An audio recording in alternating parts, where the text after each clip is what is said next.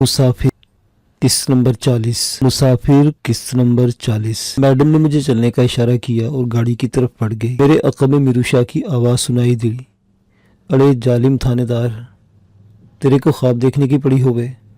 ख्वाब में मीरूशा को हवालात में खड़ा करके खुश होवत है ना, पर देख ले साला मीरूशा अपने यार इंस्पेक्टर अजहर को फिर DSP बनाने के लिए इस समझ पे जागत है। रजाई से निकलकर हमारी बात सुन ले वे, जिया माने तो अमल भी कर ले वे। मैं गाड़ी में बैठ गया और अपनी गन टांगों के बीच में खड़ी कर ली। मैडम ने कार स्टार्ट की, एयर हीटर ऑन कर बोली, आज कदरे ज़्यादा सर्दी थी। जब तक हमारे वजूद हरकत में रहे तब तक सर्दी का एहसास नहीं हुआ था। फरागत पाते ही रात के पिछले पहर की खूनकी ने हमारे थकन ज़दा बदनों पर अपने असरात मुरतब करना शुरू कर दिए थे, क्योंकि फार्म हाउस के अतराफ में आम के बागात, सब्ज चारा और मिली जुली फसलों की बहुतात थी। दरिया करीब से गुजरता था, इसलिए नमी का तनासुब भी यहाँ ज़्यादा था। एयर हीटर अपना काम दिखाना शुरू कर दिया तो मेरे थके हुए जिस्म को हिद्दत मुयस्सर आने लगी। वापसी का रास्ता बखैरियत कटा। मैडम तमाम रास्ते संजीदा रही, खामोश और किसी गहरी सोच में गरका रही और उसकी तमाम तर तवज्जो ड्राइविंग पर मरकूज रही। कोठी का गेट जाहिर खान ने खोला था। कार के अक़ब में भागता हुआ पार्किंग तक चला आया। कार रुकी तो उससे बड़े एहतराम से मैडम का दरवाज़ा खोला और सलाम किया। मैडम ने इसे कुछ हदायत दी और किसी की आमद पर डिस्टर्ब न करने का हुक्म दिया। जाहिर खान ने मुझे भी कार से उतरते देखा, मगर मैडम की मौजूदगी की वजह से नजरअंदाज कर दिया था। मैडम के पीछे पीछे चलता हुआ उसके कमरे तक आया और दरवाजे पर रुक गया। उसकी आवाज़ सुनाई दी, कमीन। मैं मैडम की कुर्बत से गुरेज करने की कोशिश करता था, डरता था कि वो किसी बात का बुरा न मान जाए, मगर यह भी अजीब तजाद था कि इसके करीब रहना भी चाहता था। इसकी मौजूदगी में अजीब तरह की तमानित महसूस करता था। इसने मुझे सोफे में बैठने का हुक्म दिया। बेड पर ऊपर तले 2 कुशन रखे और उनकी टेक लगाकर नींद दराज हो गई। वो बेहद संजीदा थी। आया था कि वो किसी नहायत अमीक सोच में मुस्तगरिक थी। शायद शब रवा की तवील और थका देने वाली रियाजत के शुमार में मसरूफ थी। वो दिल ही दिल में नताइज अख्ज़ करने की कोशिश कर रही थी। मैं गुज़श्ता शाम को मुल्तान से निकला था। सुबह होने से पहले लौट आया था, मगर इस दौरान एक लम्हे को भी चैन न आने की वजह से बुरी तरह थका हुआ था। मैडम को मुझसे ज़्यादा थका होना चाहिए था, मगर इसके चेहरे पर नकाहत या बेआरामी के आसार दिखाई नहीं दे रहे थे। बज़ाहिर बहुत नाजुक, मगर हकीकत में वो बहुत सख्त जान लड़की थी। इससे होने वाली फाइट की फिल्म मेरे ज़हन में चल पड़ी। इसकी ताकत, फुर्ती और वार करने की गैर मामूली मुहारत ने वर्ता हैरत में डाल दिया था। सच तो यह था कि इसके तुंदतेज मुकाबले में मुझे दांतों तले पसीना आ गया था, बावजूद कि इसने मेरी बर्तरी तस्लीम कर ली थी। मगर मैं अपने तय इस गलत फहमी का शिकार नहीं होना चाहता था कि मैंने इसे नीचा दिखाया था। तभी मैं अपनी फतह को महज हुस्न इत्तफाक का इशाखसाना करार दे रहा था। ऐसे में बेसाख्ता मेरा हाथ सीने को सहलाने लगा। चारपाई की बाह की सीने पर लगने वाली चोट बहुत दर्दनाक थी। चंद दिन कबल पिया ने मुझे फार्म हाउस में जंगी बुनियादों पर किए गए इंतजामात दिखाए थे, जिनमें से एक हमारे काम आ गया था। इसने मुख्तलिफ जगहों पर ऐसी ही किसी सूरत हाल से निपटने अस्त्र छुपा कर रखा था। मैंने एक तवील सांस फेफड़ों में उतारी और सोचा, अगर मुझे भूसे वाले कमरे में छुपाई गई गन और गोलियों का और इसकी छत पर बनाए गए इमरजेंसी बैंकर का पता ना होता तो बेरहम दुश्मन हमें अगवा या कत्ल करने में कितनी आसानी से कामयाब हो जाता। मैंने बेड पर लेटी हुई शकीला उर्फ मैडम नामी नाजुक अंदाम और नहायत खूबसूरत लड़की को देखा। यकीनी आया कि वही थी जिसके उसने मुहारत के सबूत मेरी पिशानी और नाक पर सब थे, और जिसने बेहद बेबाकी और सफाकी से अमजद खाने वाली जैसे बदनाम ज़माना डकैत को चुटकी बजाते हुए आलम अरवाह रवाना कर दिया था। मैंने जब चश्मे तस्वुर में कार के अंदर का मंजर सजाया, मुझे झुरझुरी सी आ गई। इसका सिगरेट मांगने का अंदाज, हद से बड़ी हुई लापरवाही और बेखौफी, मुझे सब कुछ अजीब और गैर यकीनी सा लगा था। अगर ये सब कुछ मैंने अपनी जिंदा और बेदार आंखों से देख न रखा होता तो कभी यकीन न करता। मैं अमजद खाने वाली और जफरी डकैत समेत फार्म हाउस में मुर्दा हालत में पड़े हुए किसी भी हमलावर को जानता था, और ना मुझे इनके जराइम की तफसील का इल्म था। मगर ये यकीन था कि मैडम और मीरूशा पर हाथ डालने की जुर्रत मामूली सतह के डाकू या जराइम पेशा लोग नहीं कर सकते। यकीनन उन डाकुओं के अक़ब में कोई बड़ा आदमी छुपा बैठा था जो डोरा हिलाकर कठपुतली तमाशा देख रहा था। क्योंकि इन दिनों सरदार हैदर खान सीखपा होकर मैदान में उतरा हुआ था, इसलिए पहला शक उसी की जात पर जाता था। वो अपनी बेटी की बाजियाबी के लिए इंतहाई खतरनाक इकदाम उठा सकता था। मेरी दानिश में बड़े खान के अलावा इतना ताकतवर और बाखबर दुश्मन कोई और नहीं था। मैडम ने अचानक मोबाइल निकाल लिया। चंद लम्हों तक उसी खेलती रही, फिर बोली, शहरयार के हम पर किए जाने वाले हमले को इत्तफाकिया करार दिया जा सकता है। میں چونکا، میرا خیال کہ ایسا نہیں ہے۔ کیوں؟ وہ بے حد سنجیدہ تھی۔ میں نے چند ثانیے سوچا، پھر کہا، جہاں تک مجھے علم ہے آپ کا وہاں پہنچنا آپ کے معمول کا حصہ نہیں تھا۔ میری پوزیشن بھی بالکل ایسی ہی کی۔ میں پہلے کبھی فارم ہاؤس میں جا کر نہیں سویا۔ اگر مجھے قتل یا اغوا کیا جانا مقصود ہوتا تو پھر اتنی دیر گئے حملہ نہ کیا جاتا، پہلے بھی کیا جا سکتا تھا۔ میں نے الفاظ مجتمع کیے اور سلسلہ کلام جوڑا۔ آپ کے آنے کے بعد ہی وہ لوگ فارم ہاؤس پہنچے اور انہوں نے بڑی دیدہ دلیری اور مشاقی سے فارم ہاؤس کو گھیرے میں لے لیا تھا۔ اگر ہم جاگ نہ رہے ہوتے یا غافل ہوتے تو اس پر سچویشن مختلف ہوتی۔ رزلٹ، اس کی آنکھیں مجھ پر جم گئی۔ سچ کہوں تو برا نہیں مانیں گی؟ میں نے جھجکتے پوچھا۔ نہیں، تم مجھے اچھے لگتے ہو، یقیناً تمہاری کہی ہوئی بات بھی اچھی ہوگی۔ ان لوگوں کو آپ کے یہاں سے نکلنے اور رات گئے فارم ہاؤس پر پہنچنے کا علم تھا۔ وہ یہ بھی جانتے تھے کہ آپ کے ساتھ گروہ کے دوسرے لوگ نہیں ہوں گے۔ میں نے کہا، ڈرو مت، جو کہنا چاہتے ہو کھل کر کہو۔ میڈم نے براہ راست میری آنکھوں میں جھانکا۔ کہ تم یہ کہنا چاہتے ہو کہ میری ٹیم میں کوئی غدار موجود ہے، دشمن کا اعلیٰ کار یا مخبر، جس نے یہ خبر اپنے ہیڈ کوارٹر تک فل فور پہنچائی؟ میں سوچ یہی رہا تھا، مگر اتنی بڑی بات وہ بھی بغیر کسی ثبوت کے کہنے کی جرات نہیں رکھتا تھا۔ اس نے پوچھا تو میں نے سر جھکا لیا۔ اس نے اپنا سوال دہرایا تو میں نے مؤدبانہ لہجے میں کہا، سچ کیا ہے؟ میں نہیں جانتا۔ جو بات دل میں آئی وہ میں نے آپ کے سامنے رکھ دی۔ کسی گھر کے بھیدی نے لنکا ڈھایا ہے۔ اب وہ بھیدی کون ہے یہ نتیجہ اخذ کرنا آپ کا کام ہے۔ وہ ایک ٹک مجھے دیکھنے لگی۔ چند لمحوں بعد اس نے نفی کے انداز میں سر ہلا اور بولی، نہیں شہریار، ایسا کوئی شخص میرے ارد گرد موجود نہیں ہے۔ میں نے کندھے اچکائے۔ یہ آپ بہتر جانتی ہیں۔ میں تو یہ جانتا ہوں کہ فارم ہاؤس میں آپ کے سوا کوئی قیمتی چیز موجود نہیں تھی جس کو حاصل کرنے کے لیے اتنا سج سنور کر دھاوا بولا جاتا۔ وہ ایک ذرا مسکرائی بولی، میرا خیال ہے کہ یہ سردار حیدر خان کے گرگے نہیں تھے۔ حیدر خان استاد ببلو پر بھروسہ کرتا ہے اور اسی سے کام لیتا ہے۔ ببلو کے سارے کرندوں کو میں جانتی ہوں، ان میں سے کوئی بھی اس کا کرندہ نہیں تھا۔ میں خاموش رہا تو وہ بات کو آگے بڑھاتے بولی، ظفری ڈکیت اور امجد خانے والیہ دونوں خاصے بدنام اور وارداتی ہیں، مگر ان کا عمل دخل جناب کے اوپر والے علاقے تک ہے۔ انہوں نے اس سے پہلے ملتان کی حدود میں کوئی واردات نہیں کی، نہ ہی مجھ سے ٹکراؤ ہوا ان کا۔ بظاہر یہ خانزادی اسما کا چکر نہیں، بلکہ یہ کوئی اور چکر ہے۔ اب دیکھنا یہ کہ یہ لوگ کس بڑے کے لیے کام کرتے ہیں اور انہیں کس نے مجھے اغوا کرنے کا حکم دیا۔ اس میدان میں میری معلومات صفر تھی، کوئی رائے نہیں دے سکتا تھا۔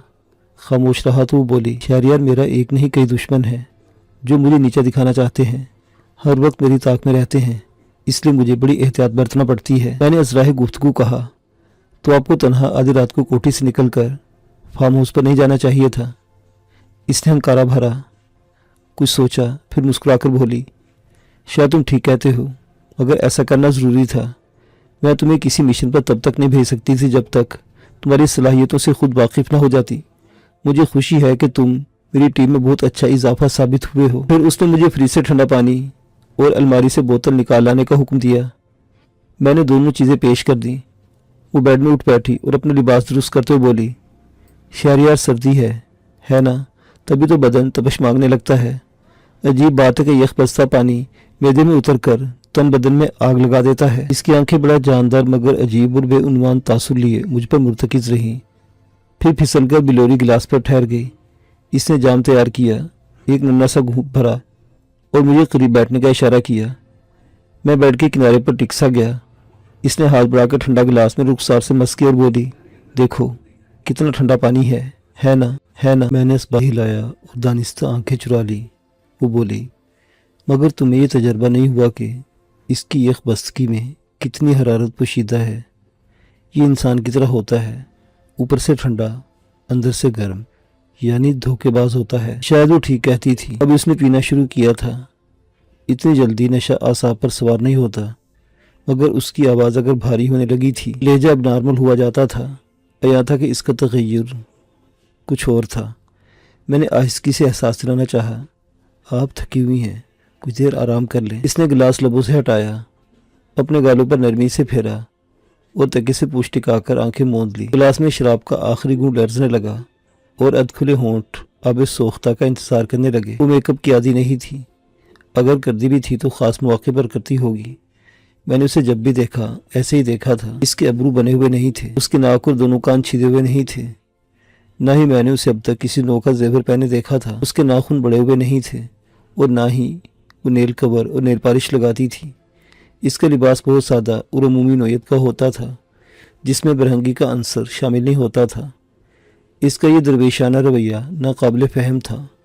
वो जितनी अमीर थी, ये उसका बैठना जैसा सोसाइटी में था, वहाँ इसका हकीकत पसंदी को क़दामत परस्ती का नाम दिया जाता था। शायद उसे ये ताना भी सुनने को मिलता होगा और वो नज़रअंदाज कर देती होगी। इसके बावजूद वो लाखों में एक थी। इसके हुस्न की ताबो तमकनत आंखों को खीरा करने की भरपूर इस्तेदाद रखती थी।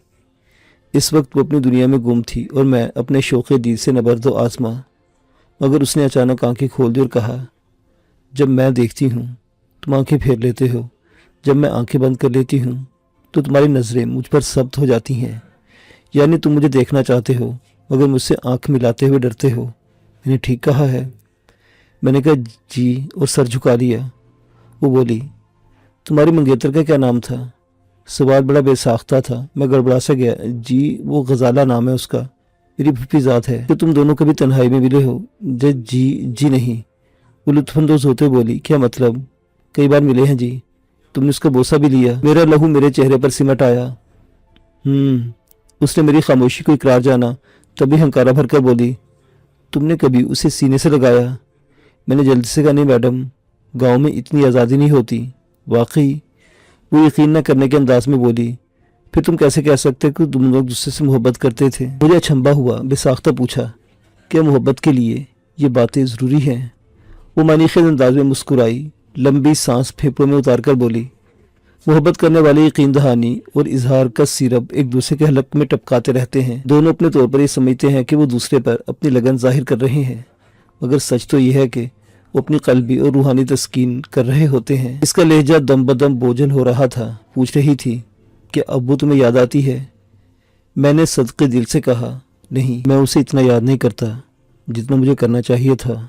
क्यों? उसके होंठ नीम दायरवी शक्ल में सिकुड़ गए। मुझे जब तक अपनी बहन नहीं मिलती, मैं तब तक उसके बारे में तो कुजा अपने बारे में भी कुछ नहीं सोच पाऊंगा। यानी मोहब्बत आसूदगी और बेफिक्री के माहौल में ज़िंदा रहती है। मैं चौंका, जी शायद तुम गलत कहते हो। इसने यकलख्त टके की तेग छोड़ दी और गिलास लबों से लगाते हुए कदरे सख्त लहजे में कहा, ऐसा नहीं है। मोहब्बत हर हाल में इंसान के साथ रहती है, कभी ताकत देती है, कभी सहारा, तो कभी कमज़ोर कर देती है। जी मैडम, तजब्जुब ने मुझे हल्काने पर मजबूर कर दिया। अगर तुम्हें तुम्हारी बहन क्या नाम बताया तो तुम उसका, हाँ परवीन, कि तुम परवीन के मिल जाने के बाद अपनी मंगेतर गजाला को मिस करोगे? पहले नहीं है? नहीं मैडम, मैंने अचानक संभल कर मजबूत लहजे में कहा, अब मेरे सामने ज़िंदगी के 3 मकासद का हुसूल है।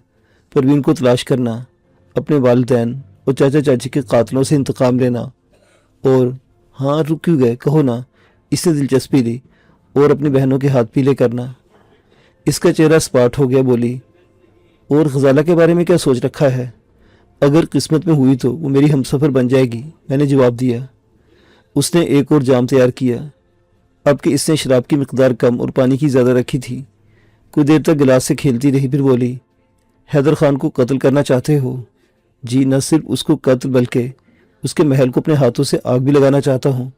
मैंने अहद मुसम्मम का इजहार किया। वो बड़ा बाइख्तियार और शैतान सिफ्त आदमी है। क्या तुम उस पर काबू पाने में कामयाब हो जाओगे? जी, अगर आप इस तरह मुझ पर तवज्जो देती रही तो मैं इस काबिल हो जाऊंगा। देख लो, वो इस वक्त बिखरा हुआ जख्मी शेर है। मेरी आंखों के सामने साईं दिलजीत का लहू से तर चेहरा घूम गया, जिसे मैंने अपने हाथों से आलम बाला रवाना किया था। मैंने जबड़े भींच कर कहा, परवाह नहीं है। सरदार यारन खान के बारे में क्या जानते हो? मेरे पास जितनी मालूमात थी उसे बाहम पहुंचाई तो बोली, यानी तुम उसे नहीं जानते हो? आप उसे जानती हैं? हाँ, वो इन सबसे बड़ा शैतान है। मैं चौंका, अच्छा, आप कैसे जानती हैं उसे? उसने मेरे सवाल का जवाब देना जरूरी नहीं समझा। बोली, तुम ये तो जानते होगे कि वो नूरपुर से लाहौर की मुंतकिल हो गया। सुना था उसका दिल यहाँ से भर गया था। मैंने जवाब दिया, लाहौर तो लाहौरी है ना मैडम। जिसके पास पैसा हो, जायदाद हो, वो गाँव से निकल कर शहर जाने के ख्वाब तो देखता ही है। पैसा तो दूसरे खानजादों के पास भी है, वो लाहौर क्यों नहीं चले गए अब तक? बड़े कहते हैं कि सरदार यारन खान के पास इन सब खानजादों से कहीं ज्यादा दौलत थी। वो तफहीमी अंदाज में सर हिलाते बोली, अच्छा छोड़ो इसे, ये बताओ तुम्हारे जिगरी यार خالد عرف خالے کا کیا حال ہے؟ کیا اسے اسما کی یاد اب بھی ستاتی ہے؟ اس کا اشارہ خالے کی طرف تھا۔ کافی دن ہوئے ملاقات نہیں ہوئی، ویسے وہ اسما کو بھلانے والا نہیں۔ اسے خود سے علیحدہ کر دو، اگر ممکن ہو تو اسے نورپور بھیج دو، وہ یہاں رہ کر تمہیں معلومات پہنچا کر بہتر آنند کر سکتا ہے۔ اس نے سنجیدگی سے کہا۔ وہ میرا ساتھ چھوڑنے پر تیار نہیں ہے۔ یہ تمہاری بھول ہے، کیونکہ تم بھول چکے ہو کہ وہ اسما کا دیوانہ ہے۔ اس کی خاطر وہ تم پر ہاتھ اٹھا چکا ہے۔ وہ اس کی رہائی سے مایوس ہو کر تمہیں نقصان پہنچانے کی کوشش کرے گا۔ بالواسطہ طور پر مجھے نقصان ہوگا۔ میں نے سختی سے میڈم کے اندیشے کی نفی کر کہا، نہیں میڈم، وہ ایسا شخص نہیں ہے۔ وہ ہنسی اور بولی، میں ضد نہیں کرتی، مگر ایک دن تمہیں میرا ہم خیال ہونا پڑے گا۔ میں نے کہا کہ اب اسما کو روکے رکھنا ضروری ہے۔ وہ بولی، ہاں، کیونکہ اس کی وجہ سے سردار حیدر خان اور میرے دل میں دشمنی کا سانپ جنم لے چکا ہے۔ اگر میں اسے لوٹا دوں تب بھی میرا بہی خانہ ہی بنے گا۔ اسے جب بھی موقع ملے گا مجھ پر وار کرے گا اور مجھے ڈس لے گا۔ پھر آپ نے کیا سوچا اس کے بارے؟ اس نے عادتاً نچلا ہونٹ اوپر والے ہونٹ پر چڑھایا اور بچوں کی طرح آنکھیں چندیا کر بولی، وہ سونے کی چڑیا ہے، اسے وقت آنے پر کسی جوہر شناس کے پاس پہنچا دیا جائے گا۔ مجھے ایک جھٹکا سا لگا، اس کے لہجے میں کتنی کڑواہٹ اور صبریت چھپی ہوئی تھی۔ میں اسما کی حمایت میں کچھ کہنے کا ارادہ رکھتا تھا، مگر اس کے اٹل انداز کے سبب جرأت نہ کر پایا۔ وہ بولی، تمہیں اسما سے ہمدردی ہے؟ میں نے صدقے دل سے اپنا من ٹٹولا، پھر نفی میں سر ہلا دیا۔ وہ میرے دشمن کی بیٹی تھی، دشمن بھی وہ جس کے پاس ظرف اور اصول نام کی کوئی شے نہیں تھی۔ اس نے میری بہن کو اپنی حوث کی بہن چلانے کی گندی سوچ پر عمل کرتے ہوئے یہ تک نہ سوچا تھا کہ میں اس کی برادری کا آدمی تھا، اس کا سپورٹر تھا۔ پھر اس نے میرے چاچا کے خاندان کو نیست و نابود کرتے ہوئے ایک لمحے کو بھی یہ خیال نہیں کیا تھا کہ وہ اس جنگ کا حصہ نہیں تھے جو اس نے مجھ پر مسلط کی تھی۔ میڈم شکیلہ بڑے غور سے میرے چہرے کے لہجہ بلہجہ بدلتے ہوئے تاثرات کا جائزہ لینے کے بعد گویا ہوئی، شہریار تم اب دنیا کو سمجھنے لگے ہو، یہ تبدیلی بہت اچھی ہے، مجھے پسند آئی ہے۔ میں نے لمبی سانس سینے میں اتاری اور کہا، میڈم میرے دل میں آگ دہک رہی ہے، یہ تب بجھے گی جب میں اپنے ہاتھوں سے اسما کے باپ کے وجود کو جلتی ہوئی آگ میں پھینکوں گا، خون کا بدلہ خون سے لوں گا، تب مجھے چین آئے گا۔ اس نے میرا ہاتھ تھام کر لبوں سے لگایا، پھر گلاس تھام کر اسے تپائی پر رکھنے کا اشارہ کیا اور کہا، مجھے اسی آگ کی ضرورت ہے، تمہیں ایک نہ ایک دن موقع دوں گی اس شیطان کی سرکوبی کا، پھر دیکھوں گی تمہارے بازوؤں میں کتنا دم ہے۔ میں نے احساس سے ممنونیت سے سرشار ہو کر اسے دیکھ کر کہا، آپ بہت اچھی ہیں میڈم۔ باتوں کے دوران گھنٹے سے زیادہ وقت گزر چکا تھا، نیند سے اس کی آنکھیں بوجھل ہونے لگی تھی۔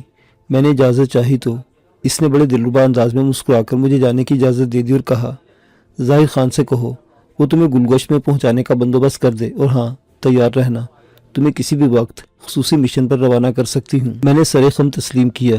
وہ بجائے دراز ہونے کے بیڈ سے اتری اور کمرے کی عقبی دیوار کی سمت بڑھی، دیوار گیر الماری کو کھول کر کچھ تلاش کرنے لگی۔ ایسے وقت میں الماری خودکار انداز میں بغیر کوئی آہٹ کوئی آواز پیدا کیے دائیں طرف کھسک گئی۔ دیوار میں 2 فٹ چوڑا خلا پیدا ہو گیا جس کے پار سوائے اندھیرے کے کچھ نظر نہ آیا۔ میں C2 کا جادوئی ماحول دیکھ چکا تھا، اس لیے اس میکنزم کو دیکھ کر زیادہ حیران نہیں ہوا۔ اس نے پلٹ کر مجھے دیکھا، ہاتھ لہرا کر بائے کہا اور خلا میں داخل ہو گئی۔ چند لمحوں بعد الماری اپنی پہلی جگہ پر پہنچ گئی اور خلا نظروں سے اوجھل ہو گیا۔ وہ تلسمی ابصرہ بھی چھپ گئی۔ میں غیر طور پر اپنی پیشانی کو سہلاتے ہوئے کمرے سے نکل کر گراؤنڈ فلور پر آیا۔ ظاہر شاہ نے میرے کہنے پر انٹرکام پر کسی ڈرائیور کو بلایا جس نے مجھے کار میں بٹھا کر گھر پہنچا دیا۔ شہر بیدار ہو چکا تھا اور اللہ صبح کھلنے والی دکانیں کھلنے لگی تھی۔ سڑکیں خاموش تھی، مگر کچھ ہی دیر بعد بے ہنگم ٹریفک سے پر ہونے کی خبریں دے رہی تھی۔ چونکہ میں خاصا تھکا ہوا تھا اس لیے بیڈ پر گرتے ہی نیند میں مستغرق ہو گیا۔ آنکھ کھلی تو سپہر ہو چکی تھی۔ میں نے غسل کیا، لباس بدلا اور ٹی وی آن کر دیا۔ نیوز چینل پر فارم ہاؤس ڈاکوؤں کی لاشیں، ان کے سابقہ کارناموں کی تفصیل اور پولیس رپورٹ ڈاکومنٹری پیش کی جا رہی تھی۔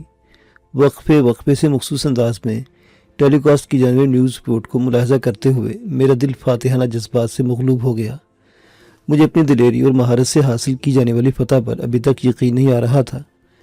میں نے اپنی طاقت اور ذہانت کے بل پر نہ صرف میڈم کو موت کے منہ سے زندہ نکال لیا تھا، بلکہ قانون کو کئی انتہائی مطلوب اشتہائی ڈاکوؤں کو بھی ہلاک کر دیا تھا۔ میں نے عملی طور پر اس سے پہلے سردار حیدر خان کی بیلے والی حویلی اور نورپور پر 2 مشن سر انجام دیے تھے جن میں جزوی ناکامی میرا مقدر بنی تھی۔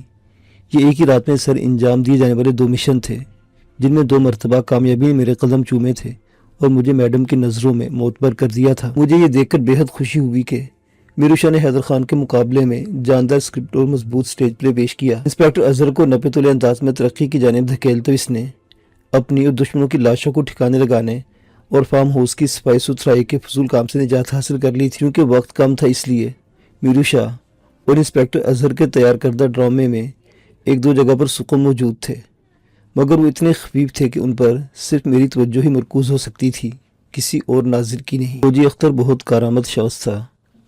وہ چند ہی دنوں میں بچوں کے ساتھ گھل مل گیا اور یہ محسوس ہوتا تھا جیسے وہ ہماری ہی فیملی کا فرد ہو۔ اس نے مجھے بتایا کہ وہ ہمہ قسم کے اسلحے کے استعمال پر دسترس رکھتا تھا۔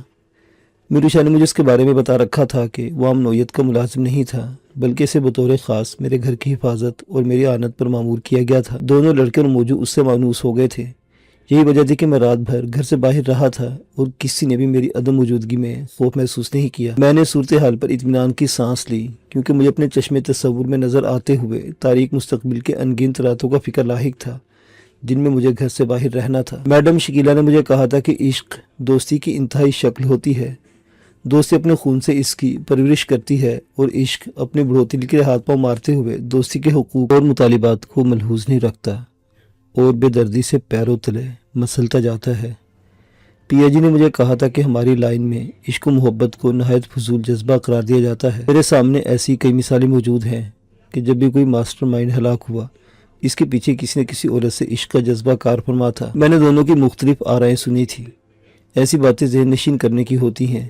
میں نے انہیں ذہن نشین کرنا چاہا تو دل نے مزاحمت کر دی۔ اپنے معاملات میں کوئی ایسی بھی پرہیز کو ملحوظ خاطر رکھنے پر تیار نہیں تھا۔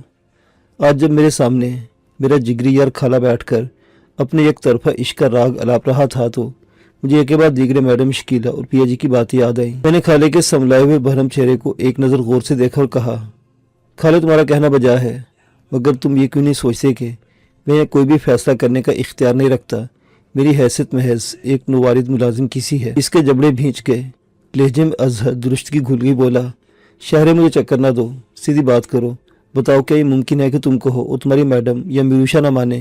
نہیں میرے یار، ایسا نہیں، بلکہ تمہارے اپنے دل میں چور ہے۔ میں ایک ٹک اس احمق خالے کو دیکھ رہا تھا جو گزشتہ نصف گھنٹے سے میری بات مارنے سے گریزا تھا۔ میں نے کہا، وہ میری محسنہ ہے، میروشا نے مجھے پناہ دی ہے اور میری خاطر سردار حیدر خان جیسے اڑیل سیاستدان سے پنگا لیا ہے جو میرے سمجھ کے مطابق اب ہمارے گلے پڑ چکا ہے۔ تم خود سوچو، میں نے میڈم یا میروشا کے لیے کیا ایسا کارنامہ سر انجام دیا ہے کہ وہ میری نامعقول بات کو ماننے پر تیار ہو جائے؟ زی چھو کر بولا، یہ نامعقول بات نہیں ہے۔ دیکھو شہرے، جب یہ طے ہو گیا ہے کہ پروین اب سردار حیدر خان کے پاس نہیں ہے، نہ امیر نواز یا وہ تمہاری عاشی، تو پھر تمہارے پاس یا میڈم کے پاس اسما کو چھپا کر رکھنے کا کیا جواز بنتا ہے؟ کہ حیدر خان نے جذبہ خیر سگالی کے طور پر پروین کو رہا کیا ہے؟ میرا پارا چڑھنے لگا۔ نہیں، مگر اہمیت اس بات کی ہے کہ اب پروین اس کی قید میں نہیں ہے۔ اس نے اپنے اگلے موقف پر زور دیا کہ اس نے میرے چاچا چراغ اور چاچی کو دوبارہ زندہ کر دیا ہے۔ میرے لہجے میں نفرت گھل گئی۔ اس کے پاس میرے سوال کا جواب نہیں تھا۔ قدرے توقف کے بعد بولا، ہو سکتا ہے کہ تمہارے گھر کو آگ بڑے خان نے نہ لگوائی ہو۔ میرے لبوں پر استہزائیہ مسکراہٹ تیر گئی۔ میں نے اس کی آنکھوں میں جھانکتے ہوئے کہا، تیرے کانوں نے سنا تھا اور میں نے سمجھنے میں کوئی غلطی نہیں کی تھی کہ خان کے پلے نے مرنے سے پہلے اسی کا نام لیا تھا۔ یقین نہیں آتا تو جا کر پیا جی سے پوچھ لو۔ شانو نے اس دوران ہمارے لیے چائے سرو کر دی۔ خالے نے حسب روایت اس کے سر پر ہاتھ رکھا، خیر دریافت کی اور کپ اٹھا کر منہ سے لگا دیا۔ اس کے جانے کے بعد سلسلہ کلام جوڑتے بولا، مگر کیا بڑے خان کی جرم کی سزا اس کی بیٹی کو دی جا سکتی ہے؟ اس نے تو نہیں چاہا تھا کہ اس کا باپ تمہاری بہن کو اغوا کرے یا اس کے اغوا کا بدلہ لینے کے لیے وہ تمہارے گھر کو آگ لگائے۔ تم نے تو مجھے بتایا تھا کہ ڈاکٹر منور شاہ جی پر ہونے والے حملے کی پیش کی اطلاع دینے والی اصل ہستی وہی تھی۔ میں نے کہا، خالے تم بات کو سمجھنا ہی نہیں چاہتے ہو تو میں تمہیں کیسے سمجھا سکتا ہوں؟ بھلے آدمی، میڈم میرے کہنے پر اسے آزاد نہیں کرے گی۔ میری معلومات کے مطابق اسے مہربانی میں وہ کچھ کہنے والا تھا جو مجھے خالے کے سامنے نہیں کہنا چاہیے تھا۔ عین وقت پر مجھے خیال آ گیا اور میری روانی سے چلتی سوئی رک گئی۔ میں کہنے چلا تھا کہ اسے 2 کروڑ روپے کی خطیر رقم کی آفر ہو چکی ہے۔ شکر ہوا کہ کہا نہیں۔ وہ تشکیق امیز انداز میں جو گھورنے لگا، میں نے فوراً بات بنائی۔ میری معلومات کے مطابق میڈم نے اسے سیٹوں سے نکال کر اپنے کسی اور خفیہ ٹھکانے پر پہنچا دیا ہے۔ وہ اس سے کیا مفاد حاصل کرنا چاہتی ہے میں نہیں جانتا، مگر اتنا ضرور جانتا ہوں کہ وہ اپنی مرضی کرتی ہے۔ نہ ماننے پر آئے تو میروشا کی بات کو بھی رد کر دیتی ہے۔ اس نے ایک طویل سانس لی اور آنکھیں موند لی۔ میں اس کے چہرے کے اتار چڑھاؤ بھانپ رہا تھا۔ وہ کسی گہری سوچ میں غلطاں تھا۔ काफ़ी देर के बाद इसने आंखें खोली और पूछा, क्या तुम अब हमेशा मैडम की चापलूसी करोगे? मुझे इसके सवाल पर ताव आया। वो मुश्किल खुद को संभाल कर बोला, फिलहाल तो यही इरादा है, कल क्या होगा ये कुछ कह नहीं सकता। ठीक है शहर खान, वो फैसला कुन अंदाज में बोला, मैं समझ चुका हूँ कि तुम पर इस हराफा का रंग चढ़ने लगा है। तुम वो नहीं रहे जो नूरपुर में हुआ करते थे। तुम्हारे अंदर गैरतमंद शख्स मर चुका है। बस अब मैं तुम्हारा साथ नहीं दे सकता। मैं वापस नूरपुर जा रहा हूँ। जो होगा देखा जाएगा, या रहने का कोई फ़ायदा नहीं। मुझे इसकी गुफ्तगू के आगाज़ ही से ही इस इख्तितामे का अंदाज़ा हो चुका था, तभी ज़्यादा हैरत नहीं हुई। सुना तुमने जो मैंने कहा है? वो तलखी से बोला। मैंने कंधे उचकाए। ये अगर तुम्हारा फ़ैसला है तो मैं बसरो चश्म तस्लीम करता हूँ। मैं जानता हूँ कि क़यामत मुझ पर टूटी है और मुझे इसका अपा करना है। रही बात नूरपुर जाने की, तो मेरा मशवरा है कि देखभाल कर जाओ। ये ना हो कि मेरी वजह से किसी मुसीबत में पड़ जाओ। वो शाकी लहजे में बोला, मुसीबत में तो पड़ ही चुका हूँ। मेरी वजह से नहीं, अपनी वजह से। मैंने जल्दी से उसकी तस्हीह की। ये सारा गोरख धंधा मूबी के कत्ल की वजह से पैदा हुआ, और वो पंगा तुमने लिया था। ना खानजादी से मिलने के लिए मुल्तान आते, ना ये सब कुछ देखना पड़ता। वो तब कर बोला, मैंने तुम्हें साथ आने से रोका था, ना आते। इसने वाकई मुझे रोका था, मगर मैं दोस्ती के जुनून में उसके साथ चला आया। मैंने कहा, पुलिस और खान के गुर्गे मुझे तलाश करते फिरते हैं। तुम्हें नूरपुर में देखेंगे तो पकड़ लेंगे और मेरा पता ठिकाना पूछेंगे। फिर वो बोला, ये मेरा दर्द सर है, तुम्हारा नहीं। तुम बेफिक्र रहो, मैं किसी को भी तुम्हारे बारे में कुछ नहीं बताऊंगा। इसके लहजे से पुख्ता तयक्कुन आश्कार था। शहरे, मुझे मैडम और मिरूशा से कोई दिलचस्पी है न कभी थी। मैं तो परवीन की वजह से तुम लोगों का साथ दे रहा था। वो हमारी बदकिस्मती थी कि जतन के बावजूद भी नहीं मिली। अब मेरे नज़दीक टामक टोया मारने और अपने घर वालों को खान के रहमो करम पर छोड़ने की कोई वजह नहीं। मैं किसी दिन मंजर आम पर आ गया तो बड़ा खान मेरे घर वालों से वही सलूक करेगा जो उसने तुम्हारे ख़ानदान के साथ किया है। दिल मैला ना करना शहरे, मेरी मजबूरी को समझने की कोशिश करना। मैं अब तुम्हारा साथ नहीं दे सकता। मैं इसे रोकने की पोजीशन में नहीं था, क्योंकि इसकी सुई अस्मा की रिहाई पर अटकी हुई थी। अस्मा को मैडम किसी भी सूरत रिहा नहीं करेगी, ये मुझे इल्म था। मैंने कहा, क्या तुम मुझसे रब्ता रखोगे? वो बोला, अगर ज़रूरी हुआ तो अपने यार की मदद करूँगा। मेरे लिए यही बहुत था। वो उठा, आंखों आंखों से मुझसे इजाज़त लेकर घर के अंदर गया।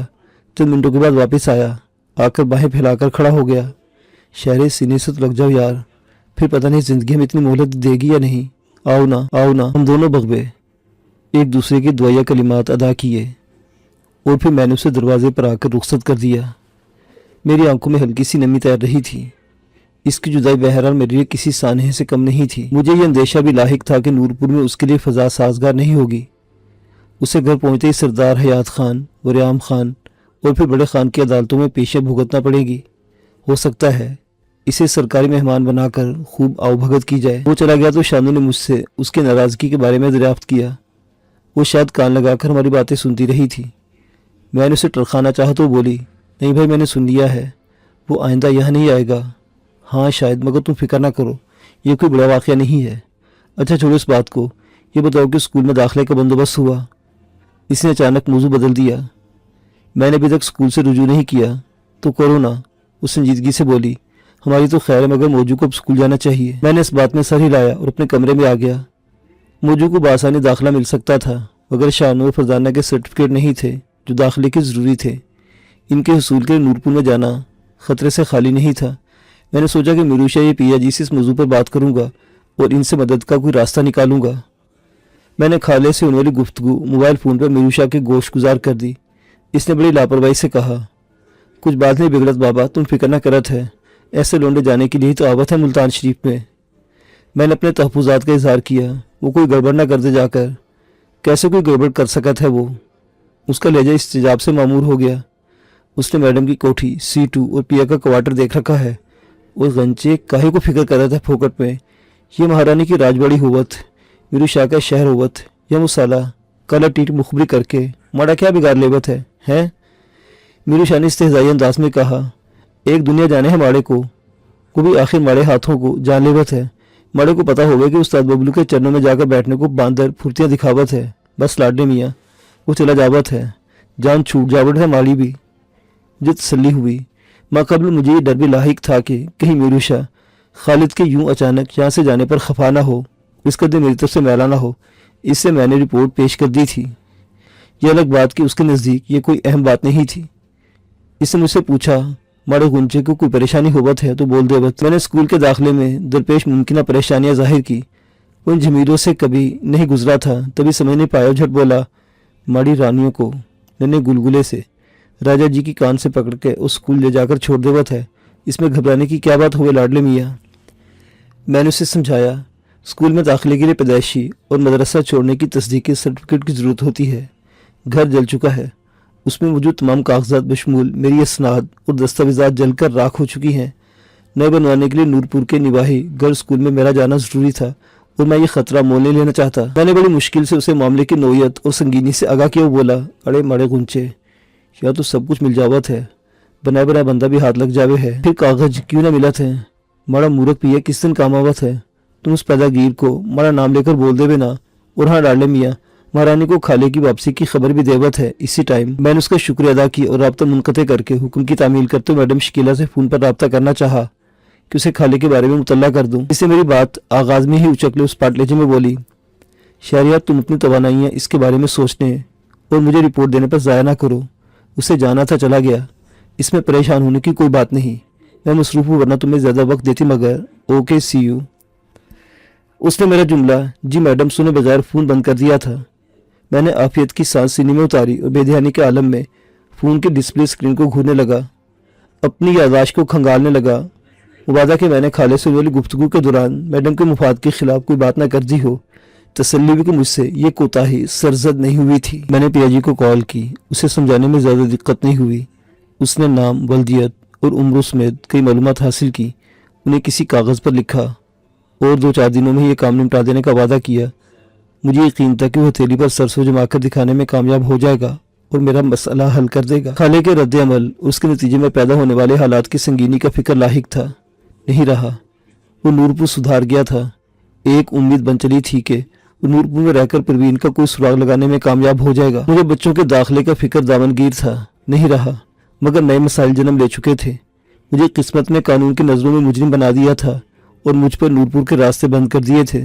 پروین کی کوئی خبر نہیں تھی اور سردار حیات خان اور سردار حیدر خان میرے خون کا پیاسا بن چکا تھا۔ میرے والدین کے قاتل مجھے نہیں ملے تھے، بلکہ چاچا اور چاچی بھی نہایت بے بسی کی موت کا شکار ہو گئے تھے۔ ان کے قاتل میرے اور پیجے کے ہاتھوں جہنم واصل ہو چکے تھے، مگر ان کی ڈورے ہلانے والا اصل قاتل زندہ سلامت میری نظروں کے سامنے تھا، جس سے انتقام لینا میری ترجیحی خواہش بن چکی تھی۔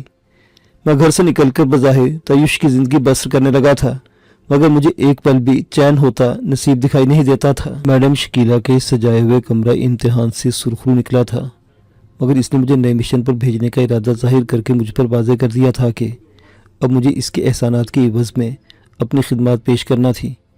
نہ چاہتے ہوئے بھی عادی اور مفروض مجرم بننا تھا۔ میں نے خود کو اس کے بھیانک گرداب سے دور رکھنے کی ان گنت ترکیبیں سوچی، مگر سبھی کو ناقابل عمل قرار دے کر جھٹلا دیا۔ میں میڈم کے آہنی شکنجے میں بری طرح جھگڑا جا چکا تھا، اس کی مرضی کے مطابق مستقبل کی راہیں متعین کرنے پر مجبور ہو گیا تھا۔ میں نے سوچا کہ میں مشن پر جانے سے انکار کر دوں، پھر خیال آیا کہ انکار کے بعد کیا کروں گا۔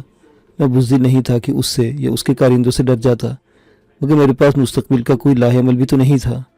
میڈم کی سلطنت کو چھوڑ کر کہاں جاتا، کہاں چھت میسر آتی جس کے نیچے اب اپنے باقی ماندہ خاندان کو زمانے کے گرم و سرد سے چھپا کر رکھتا، کہاں اتنی طاقت اور اسلحہ میسر آتا جس کے بل پر حیدر خان کے محل کو خاکستر کرنے کے خواب دیکھتا، کہاں سے اتنی دولت ہاتھ لگتی کہ میں جو چاہتا کر لیتا اور قانون ہاتھ میں لے کر دندناتا پھرتا۔ ذہن نے فوراً ہی اصلاح کر دی کہ محض بازوں کی طاقت پر بھروسہ کرتے ہوئے میڈم شکیلہ کو انکار کرنے کے بعد میں اپنے مقاصد حاصل نہیں کر سکتا۔ سچ تو یہ تھا کہ میں اس کے ماہر لڑاکوں اور جاباز گنڈوں کا بھی مقابلہ نہیں کر سکتا تھا جو انکار کے بعد میری تلاش میں نکل کھڑے ہوتے۔ مجھے اندازہ تھا کہ وہ مجھے کسی کو اغوا کرنے، کئی منشیات کی کھیپ اور اسلحہ پہنچانے یا لینے کے لیے بھیجنے کا ارادہ رکھتی تھی۔ یہ اس کا بزنس تھا جس کا ہن اس پر شب و روز برستا تھا، اور وہ اس میں اس کی بچھائی ہوئی بساط پر محض ایک مہرہ تھا۔ میں نے جب دیانتداری سے سوچا کہ میرے پاس واپسی کا راستہ ہے تو مجھے ذہن کے نہا خانوں میں سے یہی جواب موصول ہوا، نہیں شہریار، تم آگے بڑھ سکتے ہو، مگر پیچھے دیکھ کر عبرت پکڑنے کے سوا کچھ نہیں کر سکتے۔ ابھی تیل دیکھو، تیل کی دھار دیکھو، اور میڈم کے احکامات کی تعمیل میں اہمیت کی راہیں تلاش کرو۔ کسی مناسب وقت پر ایسا دلیرانہ فیصلہ کرنا۔ مجھے میڈم نے اپنے قریب کیا تھا، مگر ایک حد تک कि अभी तक मैं उसके ग्रुप की बुनियाद और इंतजाम से वाकिफ नहीं हुआ था। मुझे ग्रुप के चंद एक लोगों से मुतारिफ होने का मौका मुयस्सर आया था। सही मायनों में सिवाय मीरू शाह, पिया जी और अकील के मैंने किसी को एक्शन में नहीं देखा था। मीरू शाह ने मुझे एक मरतबा बताया था कि पिया जी से कहीं बड़े बड़े पैदागीर इंसान मैडम के तलवे चाटते हैं। पिया जी को देख रखा था, वो बहुत दिलेर और काया इंसान था। इससे भी तेज तर्रार और पैदागीर लोग अगर मीरू शाह और मैडम की मुट्ठियों में बंद थे तो इसका यही मतलब था कि मुझे यहाँ बेहद मोहतात रहने की ज़रूरत थी। मेरी बेएहतियाती बहुत बड़े नुकसान का पेश खैमा बन सकती थी। पिया जी से पता चला था कि मीरू शाह लड़ाई भिड़ाई का बंदा नहीं था, वो इस गैंग का मास्टर माइंड प्लानर था। प्लान बनाकर कारिंदों को रवाना करता था। इसी वजह से मैडम के यहाँ इसका मुकाम कमांडर का सा था। पिया जी के लिए पैदागीर की इस्तिलाह मीरू शाही से सुन रखी थी। अस्मा की तरफ मेरा दिल खिंचता था। इसका अंजाम बहुत बुरा होने वाला था, मगर मैं चाहते हुए भी इसकी मदद नहीं कर सकता था। अगर मुझे यकीन होता कि वो ज़िंदगी की किसी भी लम्हे में खाले को शरीक हयात बनाने का सोचेगी तो भी शायद मैडम के मुकाबले में इसकी आनत करना हिमाकत होती।